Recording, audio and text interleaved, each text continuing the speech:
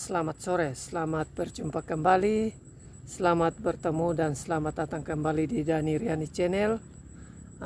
Saya sebagai pemilik channel konten ini, pembuat konten ini, saya juga minta maaf sudah 5-6 hari atau mungkin 1 minggu ini tidak memuat konten ke channel saya karena ada sedikit kesibukan ditambah dengan kurang moodnya badan. Jadi artinya kurang sehat lah. Jadi pada kesempatan kali ini di sore hari ini saya akan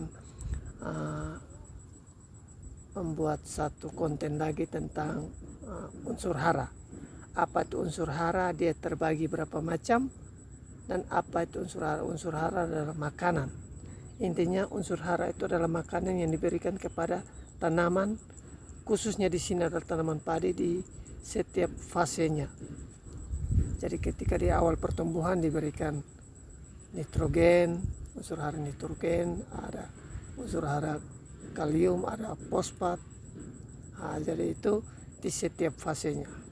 Oke, jadi mungkin tidak berlama-lama, saya menjelaskan lebih jauh lagi. Ada beberapa unsur hara penting dan menjadi satu kesatuan penuh untuk menghasilkan hasil yang maksimal. Jadi ada beberapa unsur hara ini harus betul-betul petani perhatikan untuk satu kesatuan. Jadi pada fase-fase tertentu, masa-masa tertentu ketika padi membutuhkan, kita juga harus tahu kapan untuk memberikan. Jadi dia terbagi atas 2 bagian, makro dan mikro. Oke, jadi teman-teman para petani pemula, di depan saya ini dan di belakang saya ini dikelilingi oleh padi. Saya sekarang ada di perempatan yang di siku-sikunya semua, sudut-sudutnya semua ada tanaman padi. Coba kita balikkan arah kamera untuk melihat. Ini tanaman padi yang masih masak. Ini masak kuning. Ini masak kuning juga. Ini dari sini kiri saya ya. Ini kanan saya, ini belakang kanan saya sudah kuning. Lalu ini belakang kiri saya juga sudah kuning.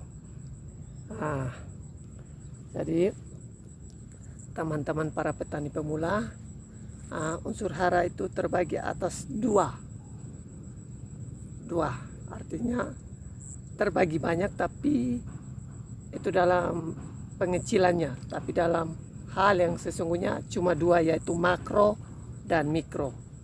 Apa itu unsur hara makro? Makro adalah unsur hara yang kebutuhannya terhadap tanaman lebih besar. Contoh seperti nitrogen, fosfat, kalium, magnesium, sulfur, dan kalsium. Lalu terbagi lagi ke unsur hara mikro. Unsur hara mikro adalah unsur hara yang kebutuhan tanaman terhadap unsur hara ini lebih kecil. Itu disebut mikro. Itu ada klor, ada zat besi, mangan, ada tembaga, ada seng, dan boron. Juga yang terakhir adalah molybdenum. Jadi mereka punya peran dan fungsinya masing-masing. Jadi ketika semuanya di makro dan mikro ini digabungkan, biasanya orang sebut makro itu lebih ke NPK, nitrogen, fosfat, dan kalium itu. Tapi dalam makro itu masih ada lagi magnesium, sulfur, dan kalsium. Itu juga perannya masing-masing. Lalu ke mikro juga ada sekitaran 7 lagi. Jadi total unsur hara terhadap tanaman padi khususnya ya, tanaman padi khususnya itu ada 13. Oke, jadi teman-teman petani pemula, mungkin saya juga perlu menjelaskan lebih jelas lagi. Kita mulai dari unsur hara yang kebutuhannya paling besar ke tanaman padi, yaitu makro, itu terbagi atas nitrogen.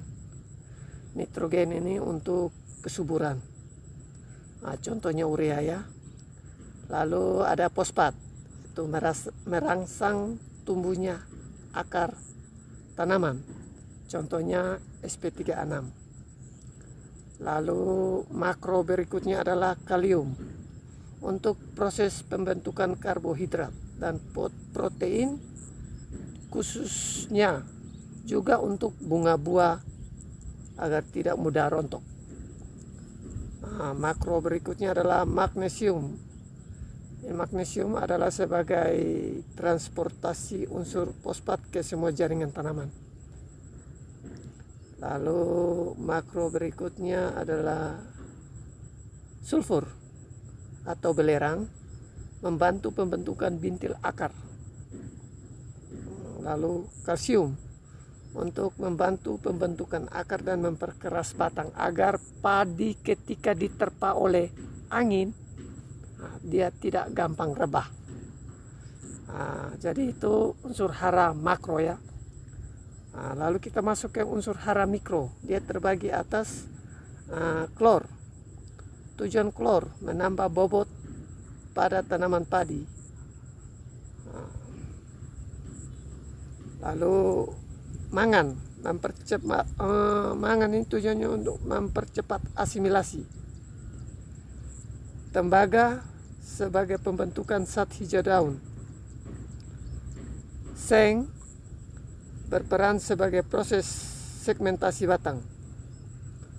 Boron berfungsi sebagai pengangkut karbohidrat ke jaringan tanaman. Molybdenum fungsinya untuk mengikat nitrogen dari udara bebas. Lalu zat besi berfungsi sebagai respirasi pembentukan zat hijau daun. Jadi total semua unsur hara itu ada 13 yang betul-betul harus diklopkan atau betul-betul harus disatukan untuk diberikan ke tanaman padi. Jadi biasanya petani langsung memberi nitrogen, contoh urea tertulis nitrogen 46%, ya sudah nitrogen saja. Nanti sebentar lagi setelah mendekati masa atau setelah 1 bulan setelah tanam dia memberi KCl atau sp3 6. Jadi sebenarnya kita memberi sesuai dengan fase-fase yang ketika dibutuhkan tanaman padi. Jadi padi akan mendapatkan hasil yang maksimal ketika ke-13 unsur hara ini terpenuhi. Agar padi juga bisa memberi hasil yang maksimal kepada para pemilik atau petaninya. Jadi sekarang di daerah kami sudah mulai melakukan pemanenan atau pemotongan. Sudah canggih juga karena di daerah kami sudah ada alat canggih yang masuk dengan sistem potong yang begitu cepat, rontok, dan tinggal kita mengambil gabahnya dalam sekejap. Jadi di sini sudah mulai banyak pemotongan, sudah banyak lahan-lahan yang sudah mulai kosong. Jadi baru kali ini juga saya membuat konten lagi. Jangan lupa like dan subscribe channel Dhani Riani, channelnya para petani pemula, channelnya kita berbagi, kita mulai dari hal-hal kecil untuk mendapatkan yang lebih besar. Channelnya petani pemula dari Sabang sampai Merauke. Jadi jangan lupa like dan subscribe, komen, nonton video ini, dan kita bertemu di konten selanjutnya. Salam saya dari Kota Betun. Sore hari ini saya hanya membagi tentang unsur hara makanan terhadap tanaman padi. Sekian dan terima kasih. Salam saya dari Kota Betun untuk kita semua, masyarakat, para petani pemula semuanya dari Sabang sampai Merauke, khususnya masyarakat Kota Betun dan sekitar.